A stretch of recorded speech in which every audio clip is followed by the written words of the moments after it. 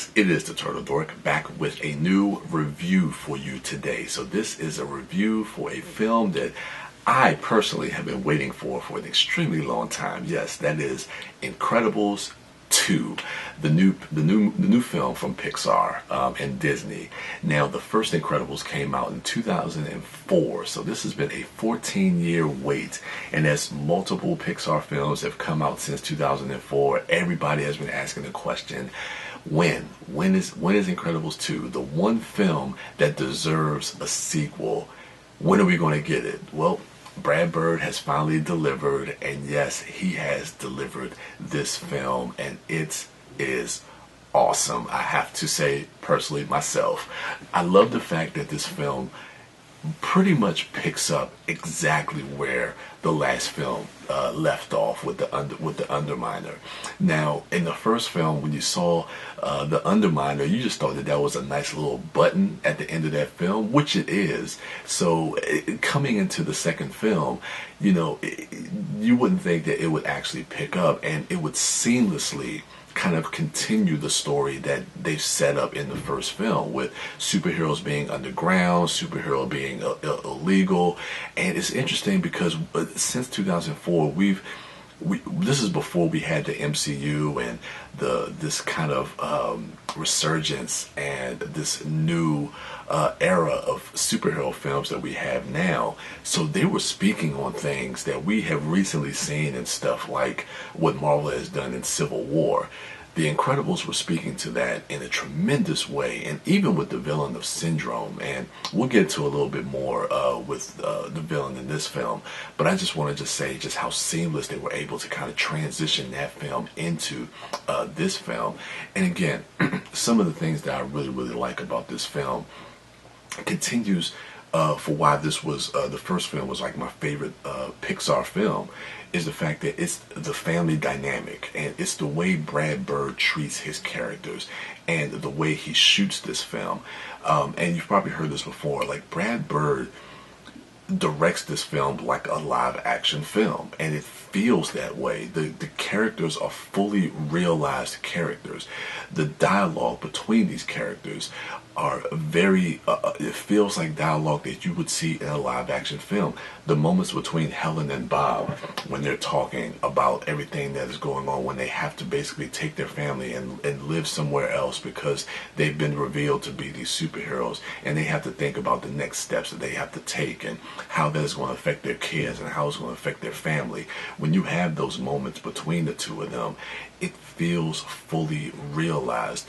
The family dynamic with the kids, and yeah, there is a role reversal that's done here when basically Bob Odenkirk's character, who is he's kind of like the overseer of this company called DevTech, and he loves superheroes, and he wants to kind of bring them back into the spotlight. And so he figures that Elastigirl is their best play, so he wants to kind of use her. He's got this idea to really kind of put them into the limelight and try to make them shine so that they can have a better perception for themselves. So as Elastigirl is out doing her thing, we have Mr. Incredible, we have Bob back at home with the kids, kind of the Mr. Mom taking care of the kids.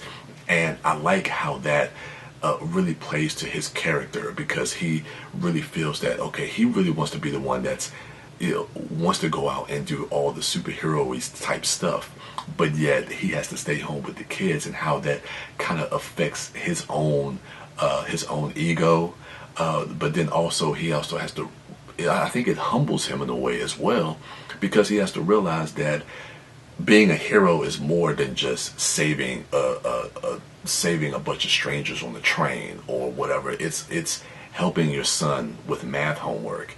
It's talking to your daughter about boys. It's taking care of the baby and making sure that Jack is is fed and being nurtured, and not not using his powers in devious ways on a raccoon, which is an awesome scene. But yeah, so it just continues that. It continues everything that we really love about the first Incredibles. Now, with Elastigirl, I thought was great was a lot of the action sequences. her action sequences are just so fantastic. When you see that once, there's a scene with her that deals with a train, and the way, again, Brad Bird uses the camera and uses their abilities, like her ability to stretch, it's just phenomenal. And I want to get to that. Let's get to some of the action sequences, because I gotta say again, how I said this movie starts off with the Underminer. That's a great action sequence that happens in the city. That it's phenomenal, especially when you see Frozone again. How these characters use their powers. Seeing Frozone and the way he uses his powers with icing, seeing Violet and how she uses like her force field, her invisibility, the way Dash does a lot of his speed stuff, the way they're able to utilize all this stuff, and the way it's filmed, and the way it's so cinematic on screen, absolutely phenomenal. But then when we get into a little bit of the story, I want to separate it as far as story and plot. I thought the story was fantastic. The story is really just talking about superheroes, continuing the story from the first film, but superheroes and how much us as regular, everyday people, citizens, we're too reliant on these superheroes, which kind of makes us a little bit lazy, and we fall back on our laurels and we just depend on them too much. And then I think there's also a more intimate story too, like I was talking about before, that deals more with the family dynamic and realizing that being a hero, being a superhero, is more than just saving people on a train. I think that is what this movie is really trying to tell to us. The plot in this movie I thought was a little bit predictable, dealing with the villain of the Screenslaver, which I thought was a pretty interesting villain. The way he's able to kind of use hypnosis, I thought a lot of that stuff was intriguing for a villain. The motivation, once you realize who the villain is, and that's probably one of the things I think was a little bit predictable, because once you find out who the villain is, it's kind of, you can kind of telegraph that as the movie progresses along. And that doesn't really bother me too much, because at the end of the day it's more so about the execution of it. And I thought the way this film was executed, and the crafting of this film was just absolutely brilliant.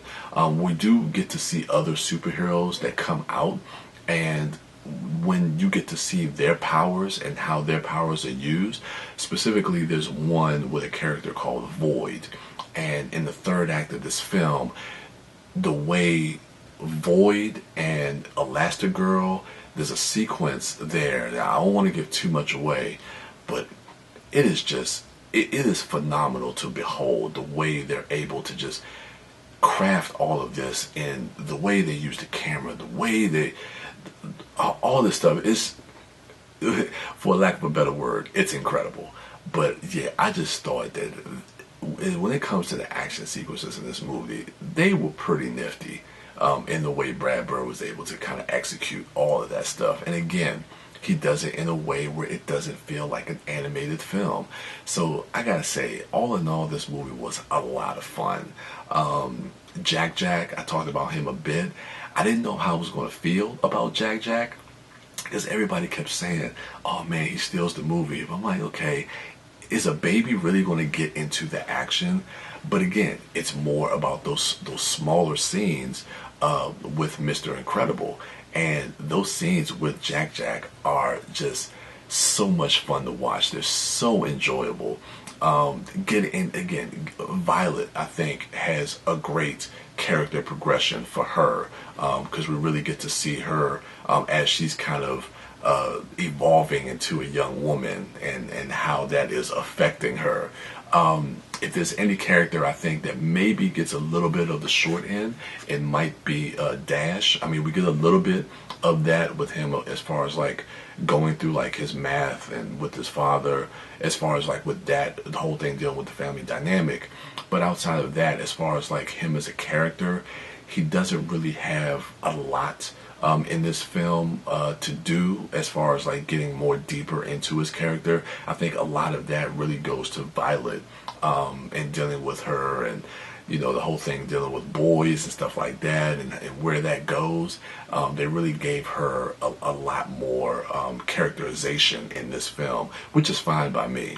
Of course, ITMOD has a nice little bit in there with her and Jack that really plays well in this film. I thought was really great. And the way this film ends, man, it leaves you with a smile on your face, because again, you love these characters, you love this family. So yeah, it's just a lot of fun. So I highly recommend Incredibles 2. If you were a fan of the first one and been waiting as long as I have, you will not be disappointed with this film. Thumbs up for me. Anyway, if you've seen The Incredibles 2, let me know what you thought of it in the comments below. Go ahead, rate, like, subscribe, and share, and go to check out my other dorks at MouthDork, at TheDiscoDork, and at Sidewalk Siren. And as for me, I am the Turtle Dork, and with that, I'm out.